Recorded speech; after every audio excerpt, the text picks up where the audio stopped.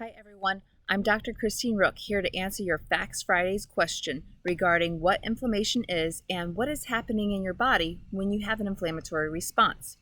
So, to answer this question in the broadest terms possible, inflammation is the body's immune system's response to a stimulus or an irritant. It can occur for many reasons, like a foreign body, a minor infection, a burn, a scraped knee, to something more severe, such as allergic reaction, a major infection, or an autoimmune response. Inflammation is a symptomatic response to help identify the root cause of an underlying health condition.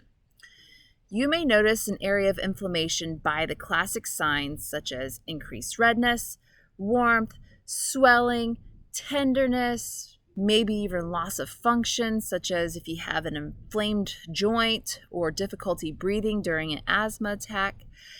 Not all inflammatory responses evoke all these symptoms. In fact, you may have inflammation with very mild symptoms. Other presentations of inflammation may be increased fatigue, fevers, and gastrointestinal symptoms like nausea, vomiting, and diarrhea. So what is happening in your body when you have an inflammatory response? We know our bodies are like giant organisms with multiple systems working together to achieve a common goal, homeostasis, right? So understanding this, let's paint the picture of a person who falls down and scrapes up their knee. The first thing that they think is ouch, followed by a few choice words, right? So they look at the knee and they notice that there's some surrounding redness and some blood, right? So now if we could just dive a little deeper into what's going on around that scraped knee, we'll see that the immune system is in full swing. Right, so the blood vessels are dilating to increase the blood flow to that area, kind of like clearing the roads to allow emergency vehicles to get to the scene of an emergency.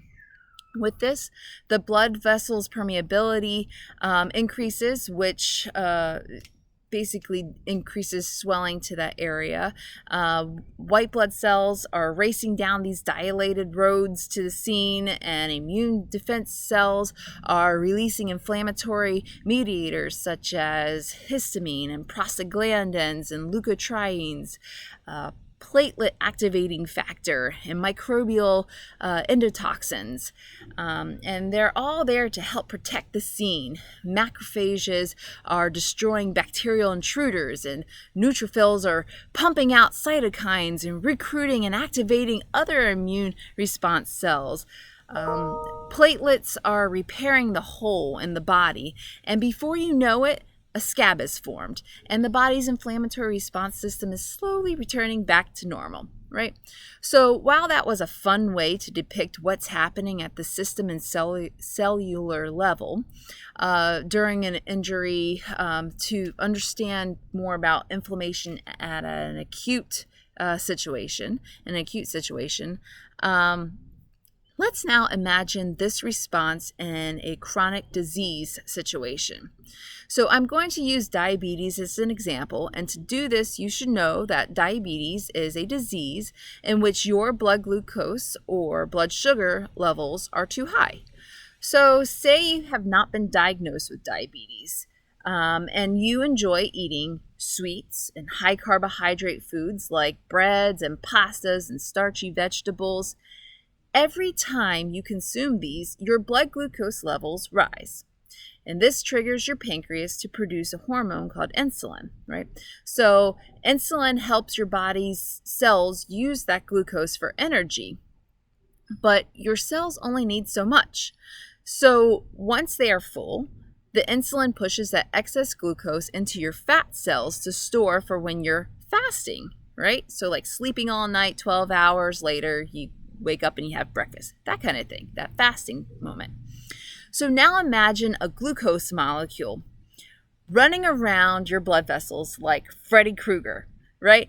His claws are on the wall, scraping everything up, and now those blood vessels are kind of like they're all excoriated on the inside, right? So those blood vessels are the roads to all of your organs, right? So your brain, your heart, your eyes, your kidneys, right? The glucose is excoriating or scratching up everything that it touches. This stimulates an inflammatory response, very much like the previously described response in the person with the scraped knee, right? Except for one thing. This happens every time you eat sugar or carbohydrates.